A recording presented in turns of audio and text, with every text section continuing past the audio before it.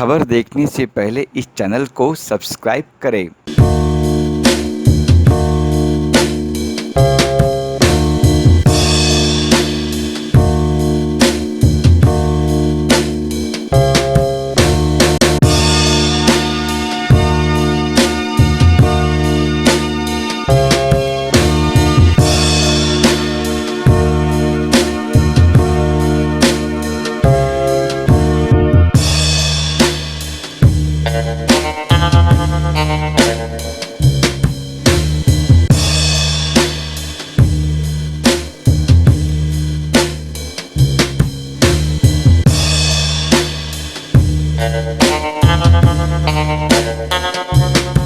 अभी बताता हूँ जो हमारा डायनेमिक साइलेंस शिक्षा श्री सम्मान जो है उसके लिए हमने अभी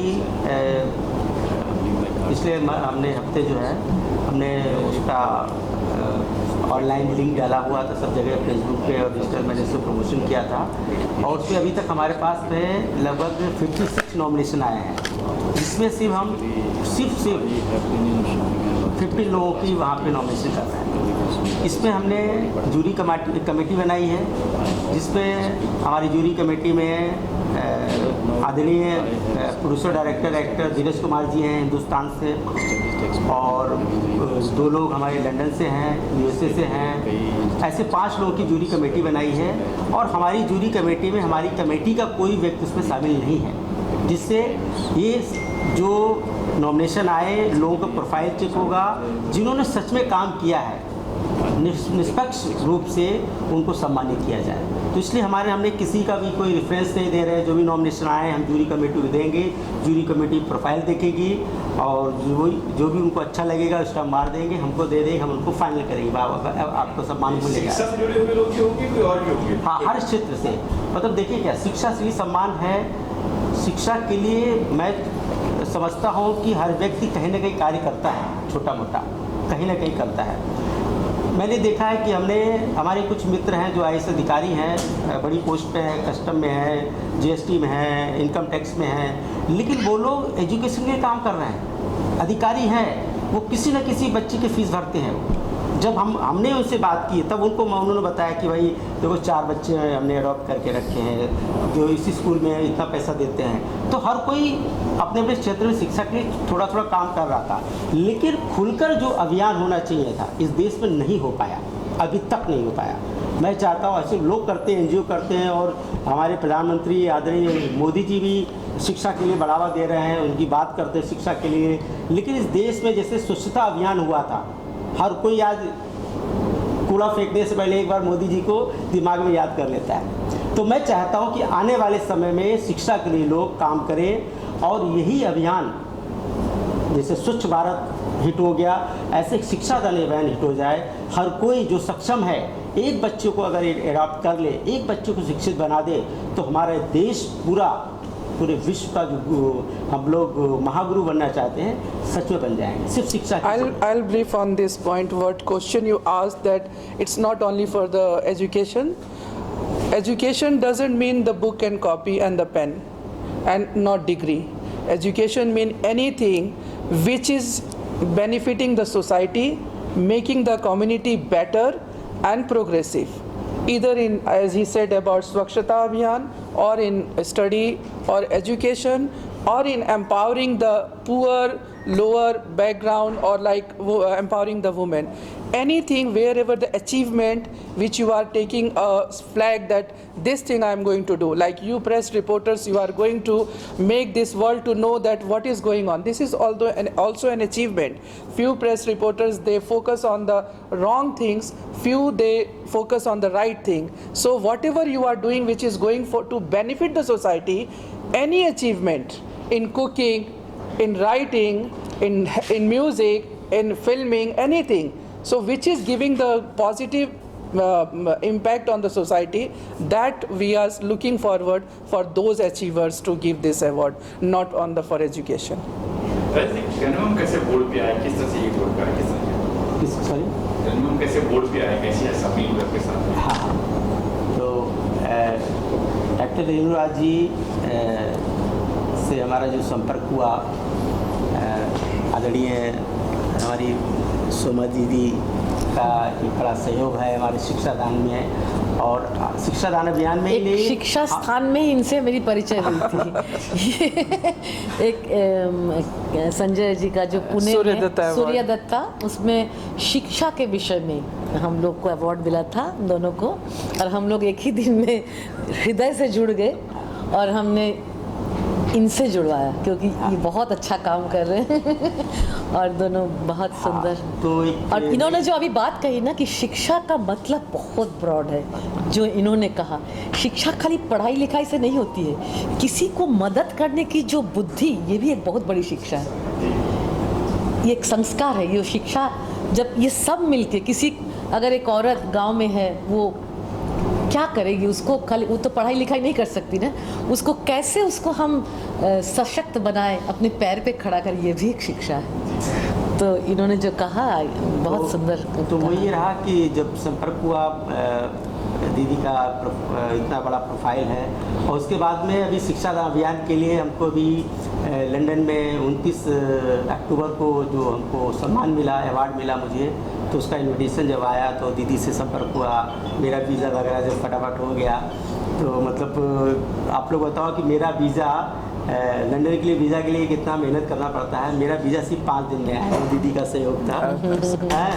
और सबसे बड़ी बात है, लंदन में दीदी का इतना ज़्यादा प्रोटोकॉल है, सब कुछ है, उसके बावजूद इन्होंने मुझे लंदन में जब एयरपोर्ट में दीदी मुझे रिसीव करने आई तो मैं चौंक गया था कि इतना बड़ा प्रोटोकॉल है और आप मुझे लेने आई। लेकिन मैं बहुत ही अपने आप को भाग्यशाली समझता हूँ इसलिए। फिर उसके बाद में शिक्षा दान अभियान के बारे में दीदी को मैंने सारा जो बताया डॉक्टर राज को, तो उनको बहुत अच्छा कंसेप्ट लगा। उसके बाद उन्होंने लंदन से बहुत से बच्चों के लिए हमसे बोला कि भाई किसको क्या करना है, तो कई बच्चों का हमने लिस्ट दिया, वहाँ से दीदी ने उनको बहुत सहयोग किया। उसके बाद मैंने इनसे बोला कि दीदी अभी मैं जो शिक्षा दान अभियान जो का एक लंदन में इवेंट करना चाहते हैं, तो दीदी का सहयोग से लंदन में हाउस ऑफ कॉमन का 6 जून को अवार्ड हो रहा है, और उस पर दीदी का बहुत सहयोग है, आशीर्वाद है। और जब मैंने बोला कि आप इसके शिक्षा दान अभियान में जो शिक्षा श्री सम्मान होगा उसका आप ब्रांड एम्बेसडर बनिए, तो दीदी ने एक ही बार में उसका स्वीकार किया। उसके लिए आपका बहुत बहुत धन्यवाद देता हूँ। और मैं बहुत ही सच बता रहा हूँ, मैं बहुत ही भाग्यशाली हूँ। मैं हमेशा लोगों को बोलता हूँ कि मैं जब मुंबई आया तो मैंने भी संघर्ष किया, मैं भी एक बड़ी नौकरी, सरकारी नौकरी छोड़ के मुंबई आया हुआ हूँ। तो लेकिन मेरे जीवन में था कि कुछ करना है, एक छोटे से शहर में 10 से 5 की नौकरी नहीं करना चाहता था मैं, कि मेरे सपने थे कि मैं उड़ना चाहता हूँ, वहाँ पे भीगे पंछी की तरह नहीं बैठना चाहता था। तो जैसे तैसे मैं मुंबई आया, संघर्ष किया, लेकिन मैंने यहाँ जब देखा कि सच में लोग बड़े परेशान हैं, सबसे ज़्यादा परेशान लोग इसके लिए हैं कि आज मिडिल क्लास का बच्चा, छोटे जो गरीब लोग हैं, जो झोपड़े पट्टी में रहते हैं, वो लोग बच्चों को पढ़ाने भी नहीं चाहते हैं। पैसा भी नहीं, वो तो ठीक है, जो इसको गैरेज में लगा दो, उसको उधर लगा दो, तो उसको लगा दो, उस पर लगे रहते हैं। जो बड़े लोग हैं उनको तो पैसे की टेंशन नहीं है। इस देश पे सबसे ज़्यादा तकलीफ है तो मिडिल क्लास, जो आम आदमी है। हम आम आदमी है, हम गरीब भी नहीं हैं, हम अमीर भी नहीं हैं, हम आम आदमी है। तो आम आदमी के परिवार के अंदर सबसे ज़्यादा परेशानी है तो शिक्षा की, वो फीस नहीं भर पाते हैं, बहुत तकलीफ़ है। तो वो चीज़ मेरे दिमाग में आई, मैंने इसका शुभारम्भ किया, और ये पहला शिक्षा दान अभियान का जो अवार्ड हो रहा है लंदन में हो रहा है। और उसके बाद आने वाले समय में चाहता हूँ पूरी दुनिया में आप सब लोगों के साथ से पूरा दुनिया में छाए, और सबसे बड़ा हमने सोची जो भी सम्मान होगा, जो भी हमारे इवेंट होंगे, उसका पूरा पैसा हम गरीब बच्चों को ही डोनेट करेंगे।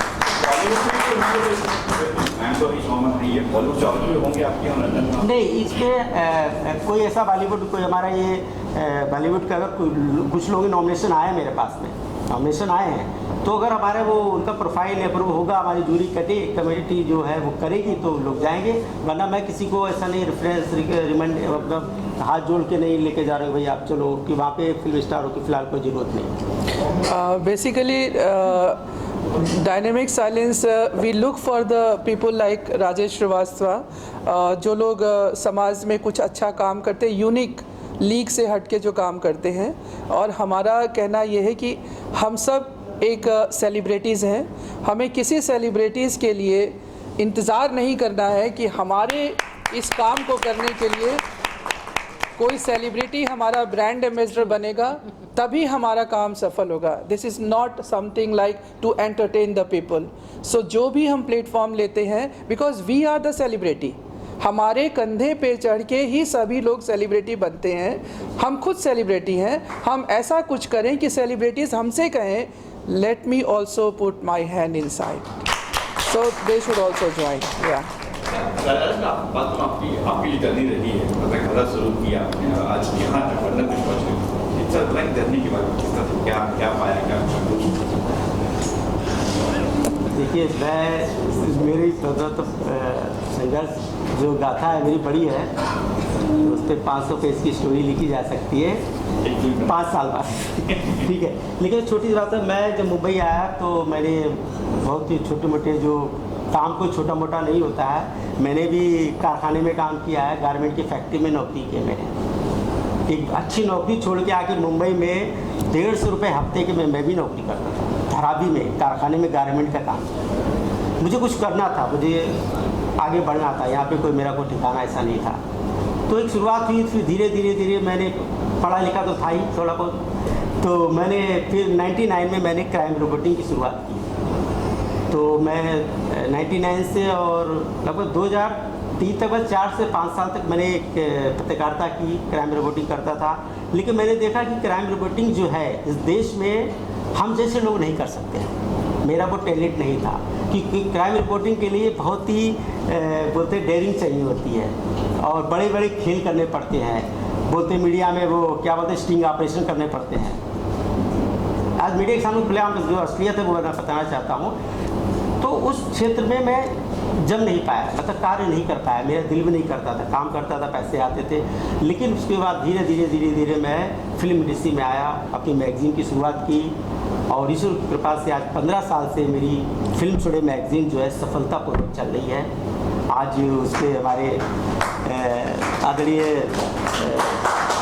श्याम सिंघानिया जी के साथ में एफटी फिल्म छोड़े मीडिया प्राइवेट लिमिटेड कंपनी बनाई, उससे हम लोग इवेंट करते हैं और सर का बहुत सहयोग है। आज मैगज़ीन बहुत अच्छे ढंग से चल रही है। 2 दिन से फोन से बात करेंगे। आखिर को कहना चाहोगे दर्शकों से जो मुंबई के देख रहे हैं?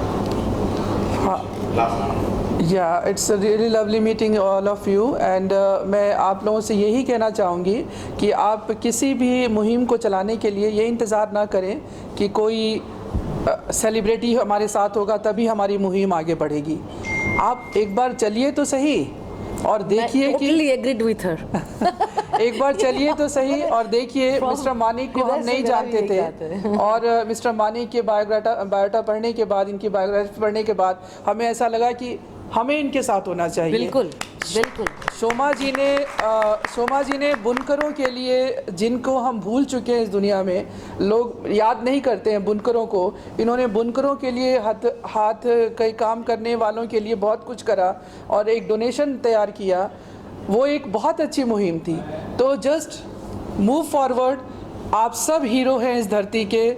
आप जो भी काम करेंगे हम आपके साथ हैं और लोग भी आपके साथ आएंगे। So do something for the best of the society, best of the community and best of your self. अपने बुज़ुर्गों के ध्यान रखिए, वो हमारी धरोहर है। हमारे बुज़ुर्ग हमारी धरोहर है, उनसे हमें बहुत कुछ सीखना है और उनके लिए जब हम कुछ करेंगे तो हम हमेशा आगे बढ़ेंगे। Fantastic. So great speaker you are.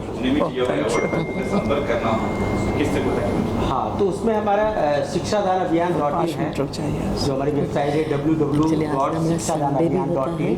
उस पर आप जाएंगे तो वहाँ पे नॉमिनेशन फॉर्म डाला हुआ है, कोई भी नॉमिनेशन कर सकता है। फिलहाल हमने अभी 31 मार्च की लास्ट डेट थी, लेकिन उसको बढ़ा के अभी 10 अप्रैल कर दिया है। तो 10 अप्रैल तक लोग और भी नॉमिनेशन कर सकते हैं। और अंत में मैं सब कहना चाहूँगा, एक अंतिम शब्द ये कहना चाहूँगा मैं, मतलब आज की प्रेस कॉन्फ्रेंस से, कि ये मेरी खुशी की बात है, मेरे लिए गर्व की बात है। लेकिन जो स्कूल, यूनिवर्सिटी और जो शिक्षा के केंद्र हैं, उनके मालिकों को, उनके लोगों को आज समझदारी दिखानी होगी कि वो लोग कोरोना काल में उन्होंने फीस 6 महीने नहीं ली, लेकिन 7वें महीने से उन्होंने बच्चों को परेशान करना चालू किया।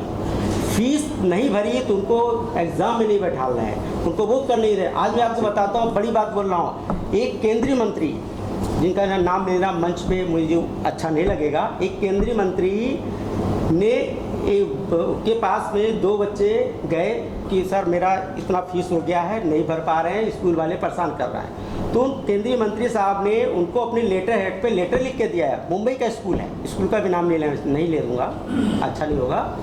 तो मंत्री साहब ने जब लेटर लिखा तो वो लेटर स्कूल जब उनके पेरेंट्स लेके गए तो एक केंद्रीय मंत्री के इतना बड़ा कहने के बावजूद स्कूल ने सिर्फ 5% डिस्काउंट दिया। बताइए, कुछ नहीं किया उन्होंने। ट्रू है। उसके बाद में मेरे लिए बड़ी गर्व की बात है कि उन केंद्रीय मंत्री साहब ने मुझे लेटर लिखा कि राजेश श्रीवास्तव बच्चों की फीस आप भरवाइए, बच्चों की फीस मेरे। और परसों भी एक मंत्री जी के साथ में थे, भावेश जी थे, उनके पीए भावेश जी के सामने बोले कि राजेश जी 4 बच्चों की फीस भरवाई। हमने भेजी, अभी जेरॉक्स दीजिए डॉक्यूमेंट्स। क्या बात। इधर देखिए, बच्चों से पूरा फीस लिया और टीचर्स की फीस आधा से आधा कर दिया और आधे टीचरों को ये भी कर दिया। ये बहुत गलत काम हुआ। तो एक हमारे जो बच्चों के जो पेरेंट्स है, ये उनको भी थोड़ा सा सीखना है, क्योंकि आज मैंने थोड़ा अगेंस्ट किया था, मैं थोड़ा आपस में भी आया था स्कूल के, लेकिन क्या होता है जैसे हमारे को इमोशनल ब्लैकमेलिंग की जाती है। हमारे बच्चे को एग्जाम में बैठने नहीं देंगे, उसकी मार्कशीट नहीं देंगे, तो वो डर से भी हम लोग एग्जाम की पूरी फीस दे देते। लेकिन इसमें हम सबको बोलते हैं कि जितने भी बड़े जो पेरेंट्स हैं जो अच्छे अच्छे स्कूल में पढ़ रहे हैं, आज की तारीख में हमारे पास मुंबई में स्कूल की कोई कमी नहीं है, अच्छे अच्छे स्कूल्स है, तो उनको एक सीखें कि भाई वो थोड़ा सा प्रेशर बना के रखें। हमारे बच्चे को पढ़ाना है, बराबर है, उसको कोई कठपुतली नहीं बनाना है। Thank you sir. शिक्षादान अभियान के बारे में मैं 2 लाइनें बोलना चाहता हूँ। जब तक हम मदद करते रहेंगे एक दूसरे को, जब तक हम मदद करते रहेंगे एक दूसरे को, कोई नहीं गिरेगा। बिल्कुल कोई नहीं गिरेगा, बिल्कुल सही। चाहे वो दोस्त हो, चाहे अपना परिवार हो या समाज हो। क्या बात है। और शिक्षादान अभियान जो मदद कर रहा है, गांव तक पहुँचे, इसी में शुभकामना करता हूँ।